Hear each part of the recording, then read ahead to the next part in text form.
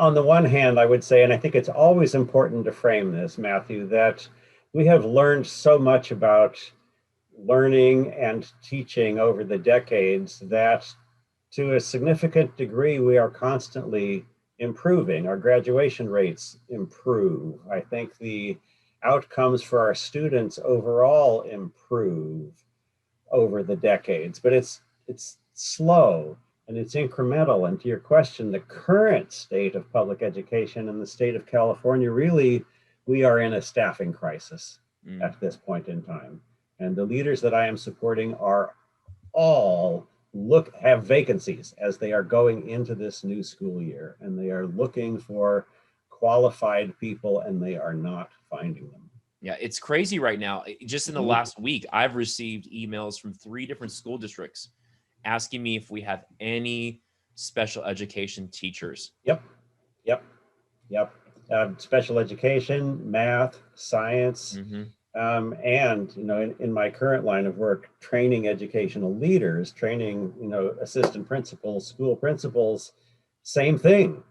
There are vacancies everywhere. And in fact, my students who have been in the program for a grand total of 6 weeks now are getting pressured to take administrative positions and take a waiver or an intern credential, even when they haven't received much training yet.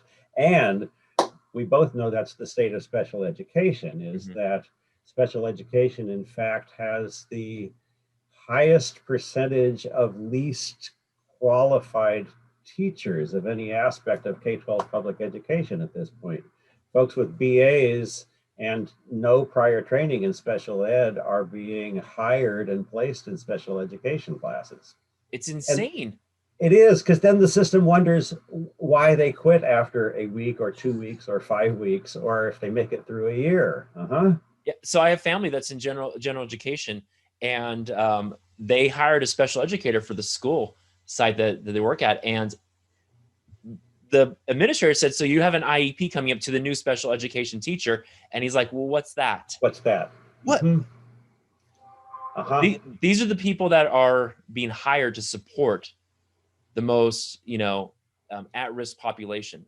Yep. The students that are, at promise, I guess we could say, the ones that are, yes, just having the hardest time in school. And no, that's right. And special education teachers really, by definition, should be the most experienced, most effective, most expert teachers in the system.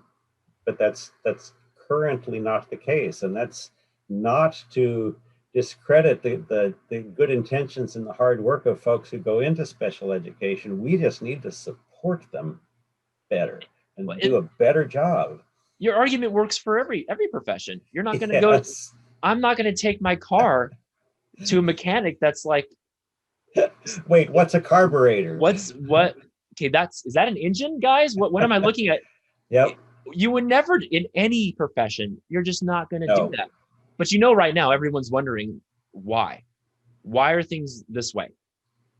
Nationwide, not just California, but nationwide. No, it's not just California. It is nationwide. And the data is just frightening in that for those who do, in fact, go into education, general education or special education, more than 50% of them leave the profession within 5 years. And certainly compensation plays a role. What other high demand profession could we think of that is compensated for an average of a 7.25 hour workday, which is the average for teachers? Whereas other professions, there's an 8-hour workday plus overtime if you exceed that. That doesn't exist in public education. What other high demand profession is contracted to work a 186-day work year and is unemployed the rest of the year? I mean, the average work year is 220 days with vacation. So the reality is that public school teachers are not adequately compensated for what they do relative to other professions and relative to the demands on them. There are studies on those professions that that face the greatest demands, the greatest minute by minute life and death decision making, right? Emergency room medical personnel, Mm-hmm. air traffic controllers, public school teachers. Mm-hmm. So that's part of it, is the compensation. But the other part of it is, the reality is most folks leave teaching not because of the compensation, but because of lack of job satisfaction, because they went into it to make a difference for children. And their experience once they enter teaching tells them that they're not making a difference, that they can't do the job that they signed on for. Is there a way to change that? Sure. Well, one, of course, to the first half of it, we could compensate teachers better. Now, real quick on that point, I'm not an economics expert. I took econ in high school, and I think I might have done an econ class when I went to college. I think, Yeah, but I remember the whole supply and demand, the curves, right? yeah, And that's not yep. my area. But it seems like in every job, when you have a demand for something, then in order to meet that demand, things have to happen. But it doesn't seem like in education, the things that need to happen to meet the demand are happening. So what are the things that need to happen for us to really meet the demand of educators?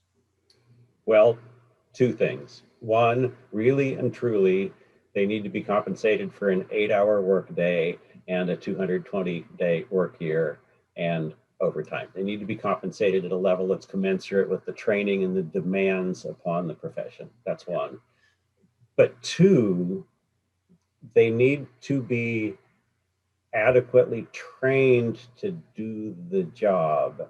And there's a domino effect that happens here, Matthew, because if teachers are not adequately trained to begin with, then those teachers who are not adequately trained eventually move up the hierarchy into leadership and don't receive adequate training. Because one of the things I'm leading to here is a teacher needs support. A teacher needs coaching. A teacher needs a collaborative team to be successful in the work. And our historical or traditional practice is to hire a teacher, give them their key, say, here's your classroom, see you in 30 years, just don't send anybody to the office and we're good to go.